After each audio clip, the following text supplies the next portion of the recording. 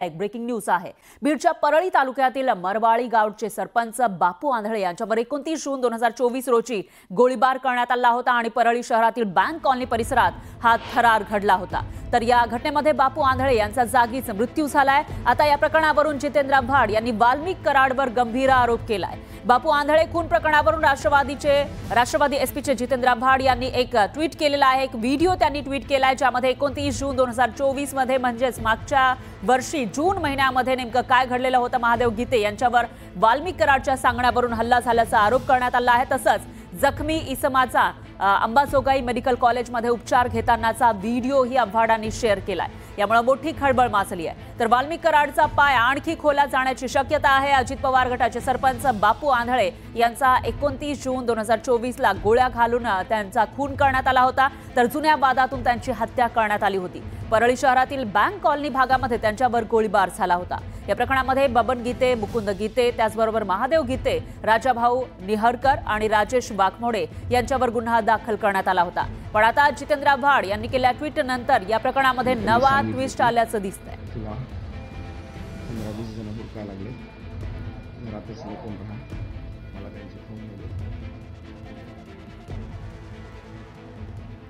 आणि याविषयी अधिक माहितीसाठी आपले प्रतिनिधी सुरेश जाधव हे आपल्यासोबत थेट जोडले गेले आहेत बीडमधून।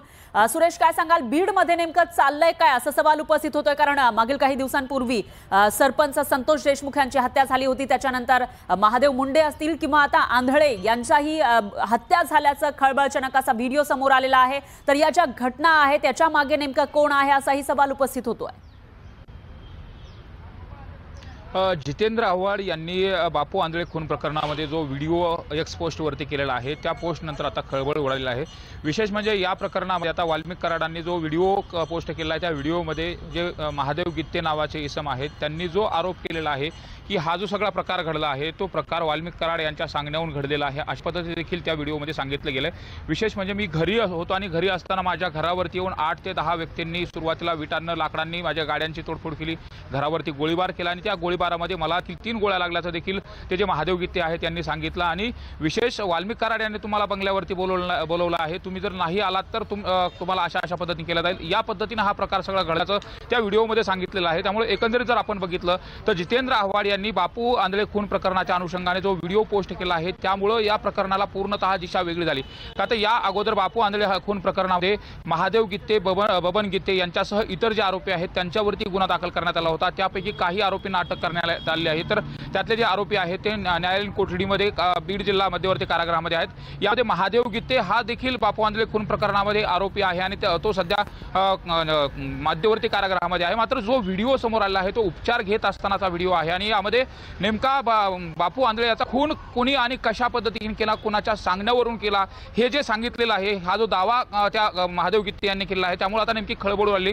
तपास यंत्रणा या अनुषंगाने तपास करतायत। मात्र गेल्या काही दिवसापासून जर आपण बघितलं तर पोलीस प्रशासनामधला जो होत असलेला इंटरफेअर असेल आणि या बापू आंधळे खून प्रकरणामध्ये महादेव गीते यांनी दिलेल्या तक्रारीमध्ये वाल्मिक कराड यांना या ठिकाणी कुठलाही पुरावा आढळून आला नाही, म्हणून त्या ठिकाणी 169 च्या अनुसार त्यांना देखील त्या ठिकाणाहून त्या केस प्रकरणातून बाहेर काढलं होतं। आणि त्यानंतर आता जितेंद्र आव्हाडांनी हा जो व्हिडिओ पोस्ट केला आहे त्यामुळे एकंदरीत सगळे जे प्रश्न निर्माण होत आहेत आणि वाल्मिक कराड यांच्या दृष्टिकोनातून जे अंगोली निर्देश केले जातात त्यामुळे नेमकं आता वाल्मिक कराड ज्या संतोष देशमुख हत्या प्रकरणामध्ये आणि खंडणी प्रकरणामध्ये आता आतमध्ये आहेत, तर आता बापू आंधळे खून प्रकरणाच्या अनुषंगाने महादेव गीतेला मारहाण केल्याच्या अनुषंगाने देखील आता या प्रकरणात त्यांची चौकशी होणार का, या प्रकरणाचा परत पुन्हा तपास यंत्रणा करणार का, हे देखील पाहणं महत्त्वाचं आहे। मात्र कुठेतरी वाल्मिक कराड यांच्या विरोधामध्ये एक प्रकरण कुठेतरी समोर येत आहे ना, ते वाल्मिक कराड यांचा जो पाय आहे तो खोलात जात असल्याचं चित्र या ठिकाणी पाहायला मिळतं। निश्चितच सुरेश, एकूणच असं म्हणता येईल की भाजपचे आमदार सुरेश धस यांनी सुद्धा गंभीर आरोप केले होते। 100 पेक्षा जास्त लोक मारले गेल्याचा दावा त्यांनी केला होता आणि त्यानंतर आता एकेका गावचे जे सरपंच असतील किंवा तिकडच्या लोकांच्या हत्याचं जे सत्र समोर येत आहे त्यामुळे पुढे नेमकं काय होणार आणि यामागे एकच व्यक्ती आहे का, असे अनेक सवाल उपस्थित होतात। त्यामुळे याविषयीची अपडेट आपण घेत राहूयात।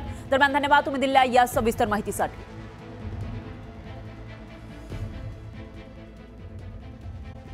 तसाजोग इथले खंडणी प्रकरणातील आरोपी वाल्मिक कराडची तब्येत बिघडलेली आहे। वाल्मिक कराडच्या पोटामध्ये दुखू लागलं होतं, त्यामुळे बुधवारी रात्री उपचारासाठी जिल्हा रुग्णालयात दाखल केलंय। सध्या वाल्मिक कराडवर बीडच्या आयसीयू मध्ये उपचार सुरू आहेत अशी माहिती आहे। तर वाल्मिक सोनोग्राफी करण्यामध्ये त्याची आलेली आहे आणि त्याची मधुमेहाची सुद्धा तपासणी झाल्याचं कळत आहे। तर वाल्मिक कराडचं ब्लड प्रेशर चेक करण्यात आलंय, त्यानंतर त्याच्यावर आयसीयू मध्ये उपचार सुरू आहेत। बुधवारी वाल्मिक कराडच्या वकिलांनी त्याला स्लीप ॲपनिया आजार असल्याचं सांगितलं होतं आणि CPAP मशीनची गरज असल्याचं न्यायालयामध्ये सांगितलं होतं। त्याप्रमाणे न्यायालयानं वाल्मिक कराडला CPAP मशीन देण्याची मागणीला मान्यता दिलेली आहे। पण बीड कारागृहामध्ये असलेल्या कराडची तब्येत बुधवारी रात्री अचानक बिघडली, त्यामुळे आता त्याला सरकारी रुग्णालयात दाखल करण्यात आले।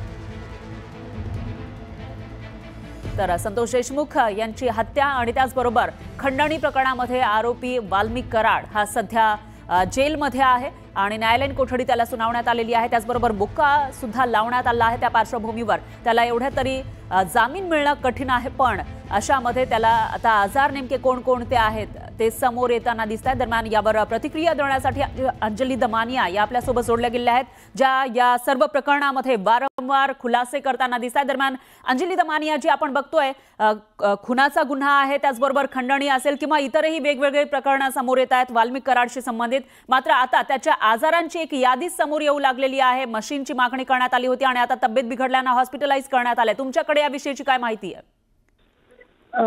कसं आहे की आताच्या घटकेला त्यांना पूर्ण कल्पना आहे की मकोकामध्ये इतक्या पटकन बेल होणार नाही, म्हणूनच त्याचे ग्राउंड तयार करण्याचा प्रयत्न होताना आपल्याला हा सगळा खटाटोप दिसतोय की त्यांना मेडिकल ग्राउंड्सवर त्यांना बेल मिळवून द्यायची असेल। याच कारणास्तव ते आता जसं आपण बघितलं की पहिल्याच दिवशी पोलीस म्हणतात की आमचे तपास संपले, आता न्यायालयीन कोठडी द्या। न्यायालयीन कोठडीत गेल्यानंतर पहिल्या ज्या दिवशी सकाळी ही अनाउन्समेंट झाली, संध्याकाळी यांची रवानगी हॉस्पिटलमध्ये होतीये। इतकी म्हणजे ॲब्सोल्युटली वेल प्लॅन्ड यांची पॉलिसी होती आणि मला असं वाटतंय की आत्ताच्या घटकेला बॉम्बेचे 2 निष्णात तज्ज्ञ जर इथून बीडला 1 दिवसासाठी पाठवले, सगळं खरं काय आहे ते कळेल आणि त्यांच्या थ्रू चौकशी करून त्यांचे सगळे पॅरामीटर्स काय आहेत काय नाही हे चेक झाले पाहिजेत। आणि म्हणूनच मला वाटतंय की जेवढे गुन्हेगार आहेत बीडचे, त्या सगळ्या गुन्हेगारांना अर्थ रोड मी गेले 3-4 दिवस हीच मागणी करते की सगळ्यांना मुंबईला हलवा, तिथे ठेवू नका। तिथली पूर्ण यंत्रणा यांच्यासाठी काम करते आणि हे सगळे थेर चाललेत, हे थेर बंद झाले पाहिजे। पण अंजली दमानियाजी, तुम्ही आता ही मागणी वारंवार करताना दिसतायत, पण या मागणीची दखल घेण्यात आलेली आहे का? तुम्हाला काय रिप्लाय मिळालाय? मी आज पुन्हा एडीजींना भेटणार आहे, संजय सक्सेनाजींना, आणि त्यांनी मला ऍक्च्युअली परवाच सांगितलं होतं की या सगळ्या गोष्टी आपण पुन्हा एकदा डिस्कस करू आणि योग्य ती कारवाई आम्ही नक्की करू। तर मला त्यांच्याकडनं होप्स मात्र नक्कीच आहेत, त्यामुळे आज मी त्यांची पुन्हा एकदा भेट घेणार आहे। पण अंजली दमानियाजी, आणखी एक संशय या ठिकाणी व्यक्त होतो, तो म्हणजे तुम्ही ज्या पद्धतीने म्हणताय की हा जो सगळा खटाटोप सुरू आहे तो मेडिकल ग्राउंडवर जामीन मिळवण्यासाठी सुरू आहे, ज्या पद्धतीने मागील काही महिन्यांपूर्वी एक ड्रग्स माफिया ससून रुग्णालयामध्ये 5 स्टारच्या सगळ्या काही सुविधा घेत होता अशी एक माहिती समोर आलेली होती आणि त्याच्यामागे बरीचशी यंत्रणा होती, हेही समोर आलं होतं। तसाच काहीसा प्रकार या ठिकाणी सुरू आहे असं तुम्हाला म्हणायचंय? अहो, अशी प्रकरणं मी अनेकदा दाखवली आहेत। तुम्हाला जर आठवत असेल, छगन भुजबळांना जेव्हा ते जेलमध्ये होते तेव्हा छातीत कळा यायच्या नेहमी कळा यायच्या, सारखे ते इकडे तिकडे बॉम्बे हॉस्पिटलला पळायचे। आता त्यांच्या छातीत एकतरी कळ येताना आपण बघतोय का? हा ड्रामा एकदा नाही वारंवार होतो, हे जेव्हा जेव्हा त्यांना अटक होते। निश्चितच दमानियाजी, तुमचा मुद्दा लक्षात आलेला आहे आणि तुम्ही जी मागणी करताय त्याच्यामध्ये आता कशी दखल घेतली जाते आणि त्या पद्धतीने मुंबईला हलवलं जातं का ते बघावं लागेल। धन्यवाद, तुम्ही न्यूज 18 लोकमतशी बोललात त्याबद्दल। यानंतर धनंजय देशमुख हे आपल्यासोबत जोडले गेले आहेत, सरपंच संतोष देशमुख यांचे बंधू ते आहेत। धनंजय देशमुखजी, तुम्ही आरोप केलेले होते वाल्मिक कराडवर, आता त्याच्यावर मोका लागलेला आहे, तो जेलमध्ये आहे, पण वारंवार त्याची तब्येत बिघडण्याचे जे प्रकार आहेत ते समोर येताना दिसत आहेत, याच्यावर तुमची काय प्रतिक्रिया आहे? काल जे स्पष्टीकरण दिलंय पोलीस अधिकारी साहेबांनी, आणि मी जे पहिल्या दिवसापासून बोलतोय की यंत्रणेने हा सगळा घातपात केलेला आहे, यंत्रणेने प्रॉपर काम केलं असतं, यंत्रणा जर गुन्हेगारी प्रवृत्तीला बळ देऊ शकली नसती तर हे अशा प्रकारच्या घटना पुढच्या घडल्या नसत्या। आणि विचार करा की माझ्या भावाला इतकं हलहल करून मारलंय, त्याला किती तकलीफ झाली असेल, त्याविषयी गुन्हेगारांनी विचार केला का? आज ज्यांना जेल सहन होत नाही, आज ज्यांना हे गुन्हे सहन होत नाहीत, आज ज्यांना इतकी तकलीफ होते, त्याचा विचार त्यावेळेस त्यांनी केला का कधी? किंवा यंत्रणेनं त्यांना कधी सांगायचा प्रयत्न केला का की हे चुकीचं होतंय सगळं, हे चुकीचं करू नका? किंवा ज्या ती त्यावेळेस त्यांना शिक्षा दिल्या असत्या तर आज माझा भाऊ जिवंत असता. आणि त्यातून एक इतकी भयानक ह्यांनी चूक केलेली आहे, ह्यांना सगळ्यांना अभय देऊन त्याचा रोज एक समोर उदाहरण येते. जसं काल आलं, कालच्या ऑडिओ क्लिप आहेत. रोज मला एकच बोलायचंय की अजून किती प्रकारचे सगळे गुन्हे समोर आले पाहिजेत, त्यावेळेस कायद्याला कठोर कारवाई करायला पुढे येईल कायदा. निश्चितच तुमचा मुद्दा लक्षात आला आहे धनंजय देशमुखजी. धन्यवाद, तुम्ही न्यूज 18 लोकमतशी बोललात त्याबद्दल. तर संतोष देशमुख ज्यांची निर्घृणपणे हत्या करण्यात आली होती आणि याच प्रकरणामध्ये ठपका ठेवण्यात आलेला आहे वाल्मिक कराडवर, मात्र त्याला जामीन घेण्यासाठी प्रयत्न सुरू असल्याचा आरोप होतोय. त्या पार्श्वभूमीवर धनंजय देशमुख यांनी ही प्रतिक्रिया दिलेली आहे.